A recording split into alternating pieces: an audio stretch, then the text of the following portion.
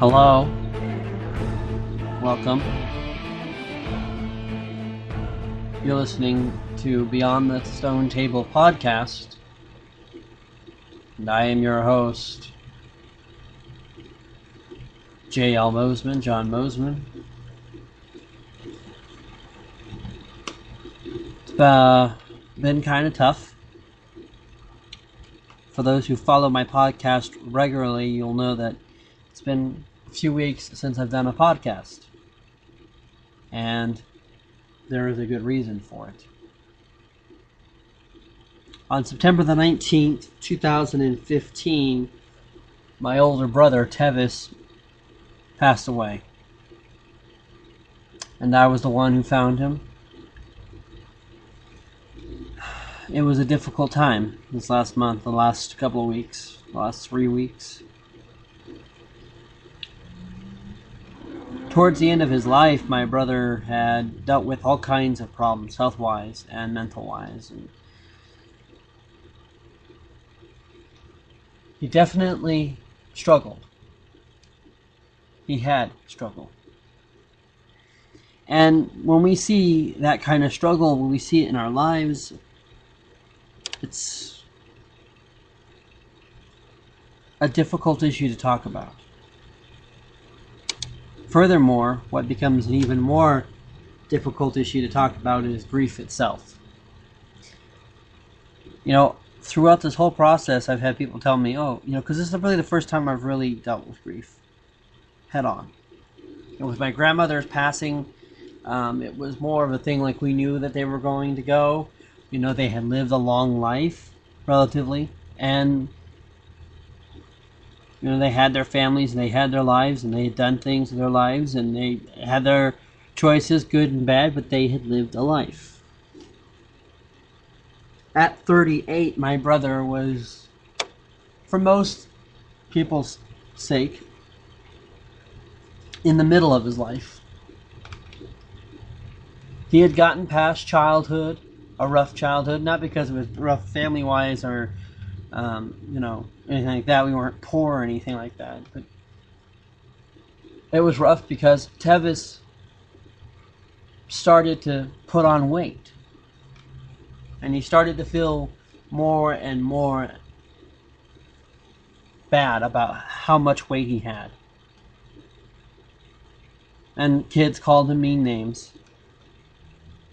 Thought he was a fatty, and obviously there's no doubt that his diet and some of his lifestyle choices aided to his weight, but there were other reasons why he was big.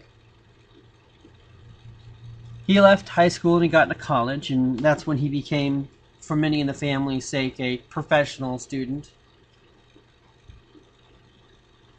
Everyone kind of knew he was the kind of guy who would go to college. It was like for a whole decade my brother was going to college, and more than one. First, he went to the University of Northern Colorado to study biology. He loved animals. He loved the idea of maybe one day being a vet. He liked to know what made things tick. He liked to know what things were made of, particularly living things. He loved, when most kids would hate dissection, Tevis was really good at it, and it was something that he found very fascinating. And then he decided to come back home, study school here in the hometown, at the college at Mesa. And he started working, and he realized that he also had a love for theology and religion, and he thought about being a pastor, so he decided to go to Concordia in Ann Arbor, Michigan. And that's where Tevis would meet many important people, especially one of his best friends, Jason.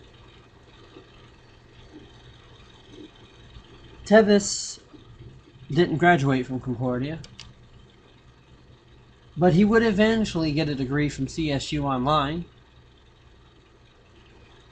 He worked.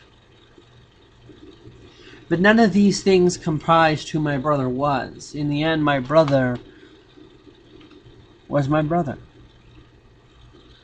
And I could sit here for a whole day talking about all the great things that my brother was and all the accomplishments he had and all the things he wished he could have accomplished. But none of these sum up who he was and the content of his person, and none of it sums up the hole, the gaping hole that I feel in my heart. Tevis was my best friend. There was no one on earth I could lie to. He was the only one I couldn't lie to. He was the only one I couldn't say, well, I'm okay, or whatever. He knew when I was having a problem. He knew who I was and what my issues were. And he would sometimes tell me, even when I didn't want to hear him, what those things were. He would tell me the things I didn't want to hear. He told me the things I didn't want to know. He was a straight shooter. And if you knew Tevis, you knew that while he would love and respect you, and he would find goodness in all people, it seemed with me at times that he didn't. I was close with my brother, don't get me wrong. But I felt that my brother never really respected me. And I think it's because I really ultimately wanted something from Tevis that I couldn't have. And I think in a lot of ways, what that was is I knew that no matter what I did, or no matter how I would say things, Tevis could see right through the bullcrap. But I knew my brother loved me. And I knew that he respected me. And I knew that he did do those things, even though I didn't think so. But it was so hard, because I was so close. My brother held me to a different standard than other people, and I used to not like that. But I realize now in my life that some of the greatest discoveries I've made, some of the many great self-revelations and progress that I've had through my life, that a lot of them have come because of him. How can one properly summarize what it means to grieve for a loved one who's dead? It's so intellectual, isn't it, almost? We almost do that. I used to think about that. You think about how there's life and there's death, and we can go look at it from a scientific standpoint. We can look at it from a spiritual standpoint. We can say it's part of the cycle of life. We can say it, and yet when it comes down to it, life and death are still some very primal emotions that come out of that idea, right? There's still some very hard feelings to deal with when you lose somebody who's close to you, and you deal with their passing. And I'm learning that grief is a more complicated thing than I could ever imagine. I talked about that in my blog recently, because I was talking about good and bad grief. And I was thinking of The Lord of the Rings, especially the third book. That's all one book, but the third part of the book, the publisher said this has to be its own book, for the king. I think of Denethor. He was Steward of Gondor, the father of Boromir and Faramir, and I never thought for a second why he would do the things he did. I just thought he was just a crazy old guy, right? Oh, here's the city going up in smoke. Here Gandalf needs his help defending the city from the invasion of the orcs. And what's he doing? He's so self-absorbed with what's going on because he lost his oldest son, and now he fears he has lost his younger son, even though his second son, even though he is the one responsible for it. And that was a result of the grief. I didn't understand that what Denethor was doing, that craziness that he was going through, was grief.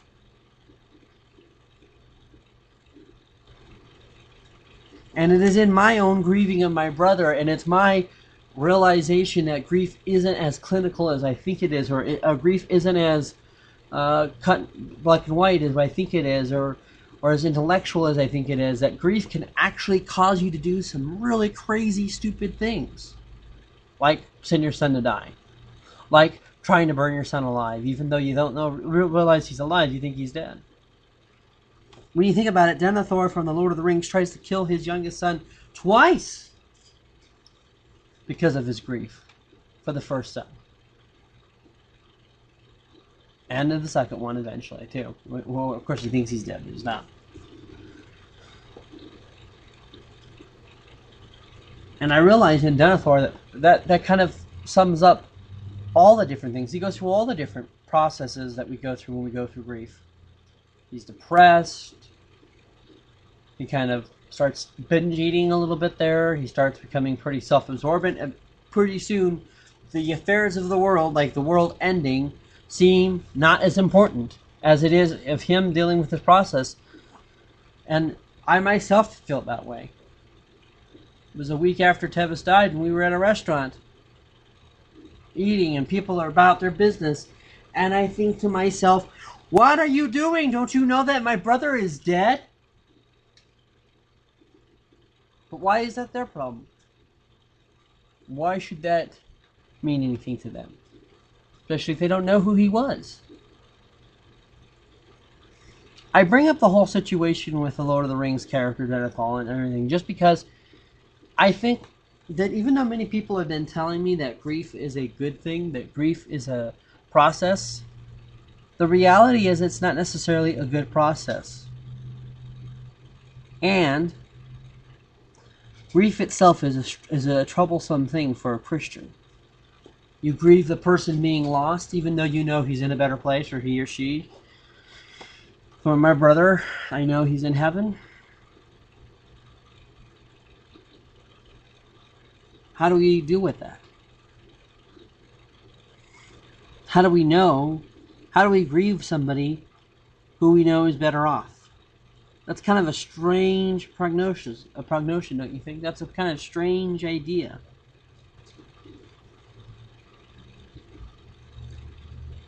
You know, we had a memorial service, but it really wasn't about a memorial for my brother, as it was a reassurance that my brother's okay.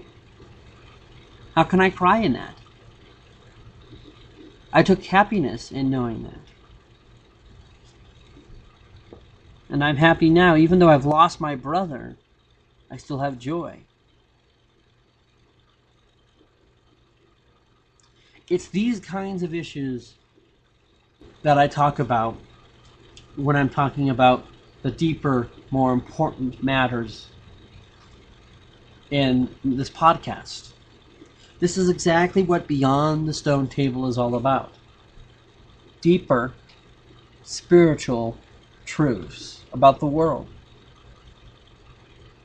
When we look at the stone table in C.S. Lewis's fiction, we know it's a place of great sadness, but of a great joy. The same as the Christian does. You know, this is no coincidence, a representation of the cross.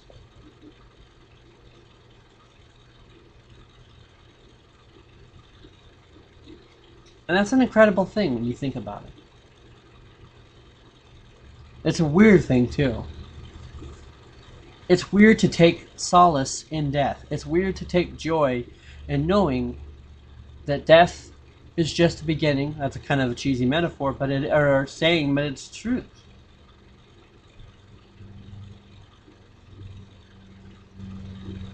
And yet it's these interesting dynamics that give the kind of depth and brevity to the Christian faith that you won't find in most places. It is one of the things that hallmarks its authenticity. And it's the kind of stuff that's chocked full in C.S. Lewis's books and in Tolkien's books. I was reading A Grief Observed, which is a book about the grieving process that C.S. Lewis went through when he lost H, who was this lady who he never got married to for the longest time, and then he did get married to her. But he got married to her at so old of an age, you know, that he was only married to her for a few years. But they became good friends. They were friends for a long time. And he talks about that grief. He talks about those ups and downs, those kinds of oxymorons, if you will, of the grieving process, of those kinds of weird stages where you want to be around everybody, yet you don't want to be around anybody. And so you might wonder why I brought up grief. Well, I wanted to talk about it on my first episode back, because this is what explains why I've been gone for so long. But I've been thinking about grief, and in a way I've never thought of before. And I'm experiencing it now in a way I've never experienced it before. And if we, even though we're told that grief's a good thing, we have to be careful with grief, because sometimes grief puts us in the wrong places. Sometimes our grief is used for wrong ways. When you look at the Lord of the Rings example I just used, Denethor actually, because of his grieving and to help him with his grieving, tries to kill his son. That's not good. But we see other examples of the Lord of the Rings where grieving people use that grief to overcome.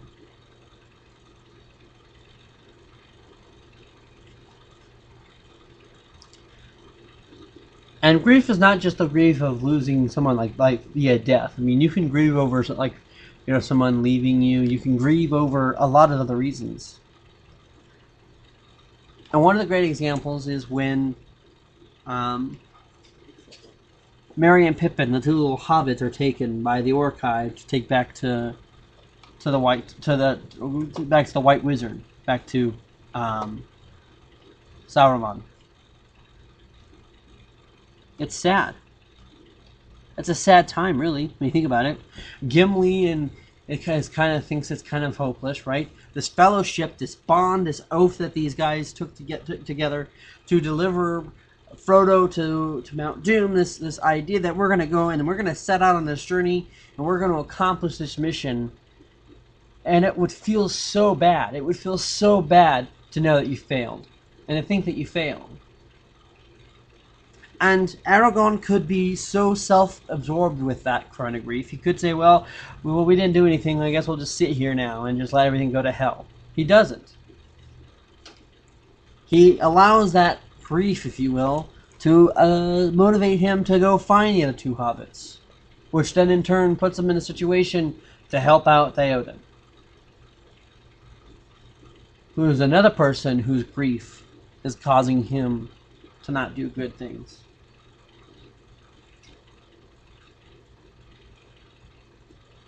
We can look at what Frodo does, because Frodo, for the most part, after the Fellowship of the Rings, is assuming that Gandalf is dead. And he yet uses that grief to continue the journey, because he knows that's what Gandalf would want. He's honoring that friendship. And as I start to think about it, yes, Lord of the Rings is more of a war book, a novel, than it is a fantasy epic. It is more of a true story than it is a fantasy. But it's also a book about grieving when I think about it. What does it mean to grieve? What does it mean to deal with great loss? And that's what grieving is, isn't it? Is dealing with that loss.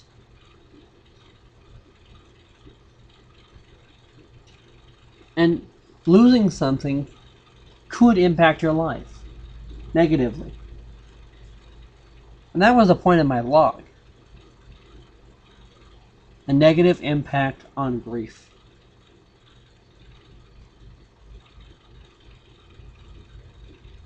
I wanted to start this conversation because I thought it was appropriate for the time. But I thought it was a great opportunity to talk about those tales, which obviously the work of Lewis and Tolkien are a huge influence to me and an impact on this podcast. And it's something to be thought about. And I hope you think about some of these things as well. For Beyond the Stone Table podcast, I'm John. Thank you for listening.